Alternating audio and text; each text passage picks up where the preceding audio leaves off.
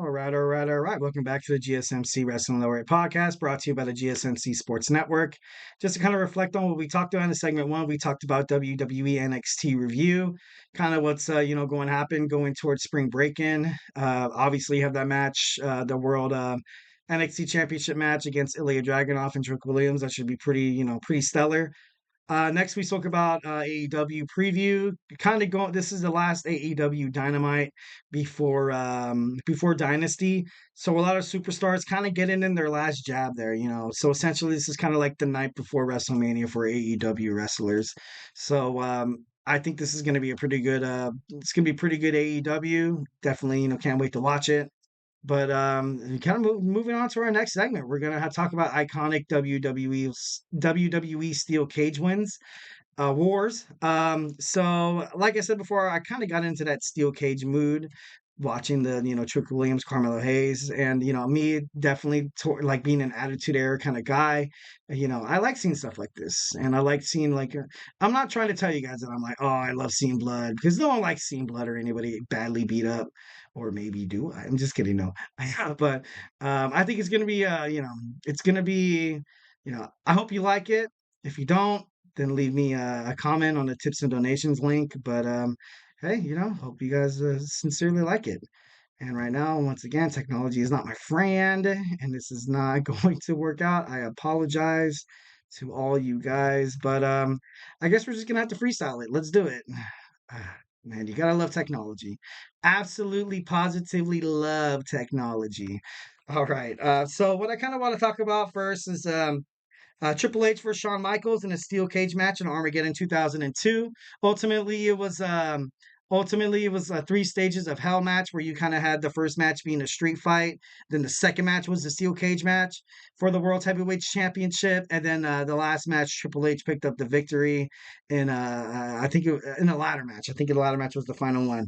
But I don't know. You saw Shawn Michaels pick up his first fall in the 3 stages of hell, round two, with the steel cage match, and he was able to kind of do a splash off the top of the cage to ultimately pick up the victory, which is really badass for Shawn Michaels. And like I said before, he did lose to Triple H, and sadly enough, this was kind of Shawn Michaels' final title run, which brings a tear to my eye because I'm a huge Shawn Michaels fan.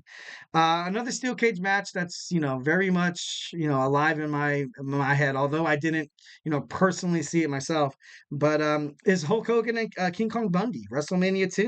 It was a WWF Championship match. You had the 400-pounder King Kong Bundy, most likely the one to kind of dethrone Hulkamania during the peak of Hulkamania, where he was almost running on 4 years. 4 years as the WWF champion. So obviously that didn't happen. Hulkamania was able to kind of come out of the come out of the woodwork and kind of do what Hulk Hogan does best, is kind of get the crowd behind you, get that Hulkamania where like they would hit him and he'd be like, oh, and they'd hit him again. He'd be like, oh, and then they hit him, be like, you like, and then he would just like bam, and then Hulkamania is like totally unleashed. Absolutely, like I heard the effects of watching Hulkamania be unleashed is the same effect as like one gets, when you see your child born for the first time. No, I'm just kidding. I'm like, I heard it's pretty exhilarating though. Absolutely, absolutely. Get on your favorite roller coaster, and just know when you're riding that ride, that's how I felt once when I watched Hulkamania go Hulkamaniac. I'm just kidding. But pretty cool there. And moving on, so we have we have Bret Hart versus Big Daddy Cool Diesel in your house. So this was for the WWF Championship. This was kind of like Diesel going out for retribution against Bret Hart, who took the title away from Big Daddy Cool Diesel at Survivor Series a year prior. Ultimately, they went back and forth for a long time. It was kind of like a slow match, kind of like a nice little like a mellow, like draw kind of thing, kind of like the Sheamus and the Ivar match at Monday Night Raw. But no, this is old school wrestling. This is old school, technical. This is cool, man. All about the fundamentals. But ultimately you saw Bret Hart pick up the win. He was able to escape out of the cage thanks to the Undertaker kind of making an appearance, coming out from under the ring and dragging Diesel. Diesel was this close to getting out of the cage. He dragged Diesel under the ring and brought him down. Well, that's kind of like the narrative. That's what people want you to believe, you know. But he just brought him under the ring. He just brought Diesel under the ring. There's no hell down there. There's no hell. Although there's a couple of times where I was like, man, what the hell happens under the ring? Like some people would like a steel chair. Sometimes Hornswoggle would come out and like I'm just kidding. No, absolutely crazy, absolutely crazy. So like I said before, Bret Hart retained and ultimately fought Shawn Michaels at WrestleMania, and yeah, it was a and that too was a good match. Next we have Triple H versus The Rock at Rebellion 1999. So this was kind of like the Attitude Era, kind of going full swing. You had The Rock, an already established superstar, main Carter, and ironically enough, you kind of had Triple H as that mid Carter, kind of like that Intercontinental Champion, King of the Ring, but not necessarily kind of like a World's Heavyweight or a WWE Champion caliber kind of guy. And this was kind of like a way for Triple H to kind of prove his worthiness, and essentially he had two young studs trying to fight and find out who's going to be the face of the company, and ultimately, they although one of them won, but ultimately you kind of have to. Both of them won. Is there a loser when it comes to a match like that? Absolutely not. Hell no. So, and it's kind of crazy because during that year of 1999, I think slash 98, 1998, you kind of had the title change 11 times. You had the WWF Championship change 11 times. That's insane. When does that ever happen? Especially nowadays. That's like, wow. That just means that probably at the time they were kind of like, kind of gauging the scope here, like who's going to be the next guy.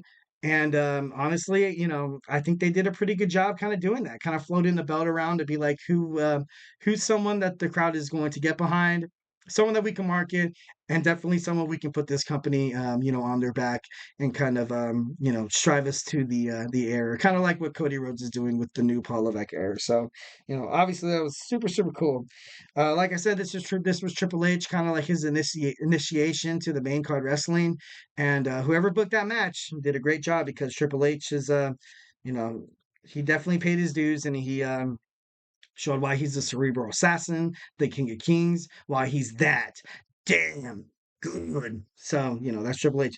Next, I have Edge versus Batista in One Night Stand 2007. It was a World Heavyweight Championship match.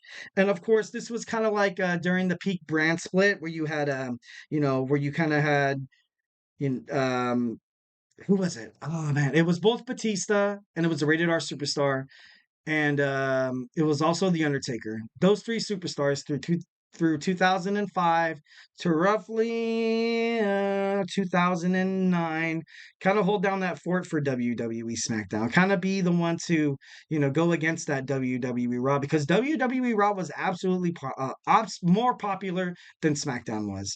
SmackDown was, yeah, it was a 2-hour show, and Monday Night Raw was a 3-hour show. Oh yeah, WWF Raw had Shawn Michaels, Triple H, John Cena, Kane, Big Show, and SmackDown had those guys, and they were airing on sci-fi television. And it's like one of those things where it's like they needed those three superstars to kind of step up. And of course, like an honorable mention would be JBL. He was very prominent during it all. You kind of had King Booker go through his run through 2006 to 2007. And of course, the late, great Eddie Guerrero kind of teamed it all up on WWE SmackDown.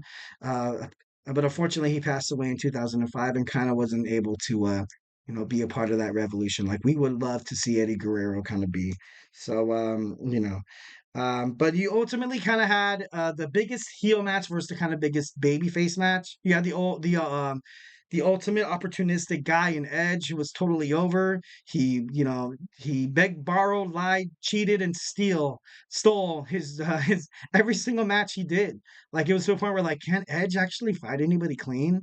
And I don't know, he had that heel so good, and that's something you got to respect about Edge. Edge is probably one of the best heels in WWE history, going kind of along with you know Kurt Angle and Triple H on and off when Triple H was kind of like the bad guy that everybody hated. And then you had the babyface. You had the powerhouse babyface of Dave Batista. Batista was so totally over with the crowd, and especially like him repping Eddie and stuff like that. Him and Rey Mysterio as tag team partners. It was, man, it was very ballsy for WWE writers or creative to be like, you know what?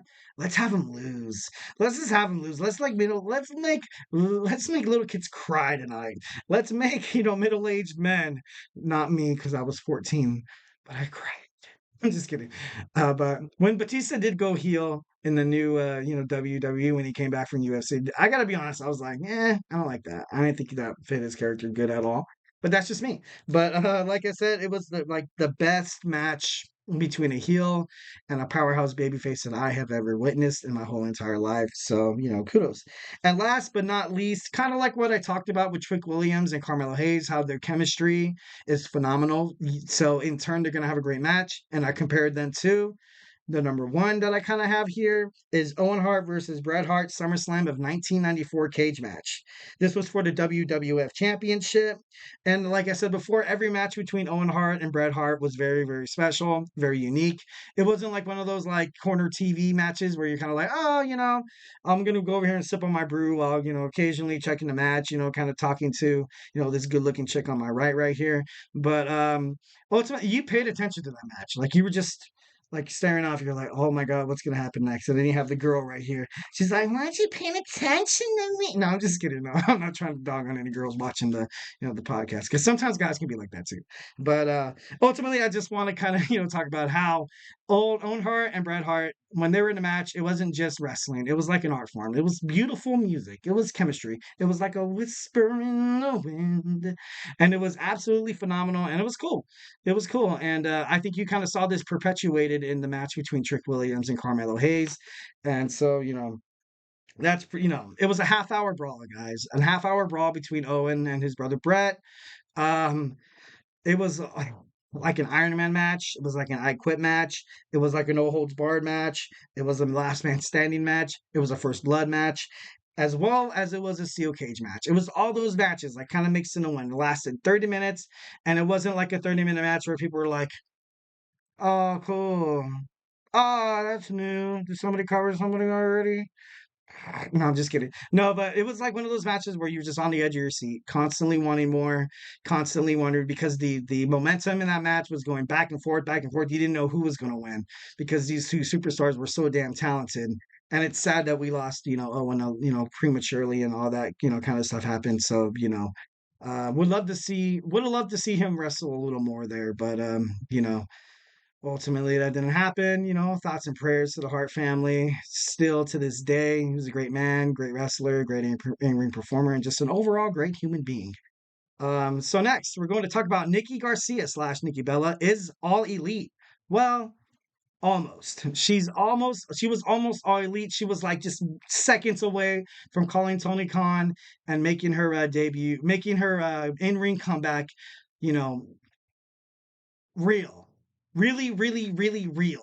And we're going to talk about it next.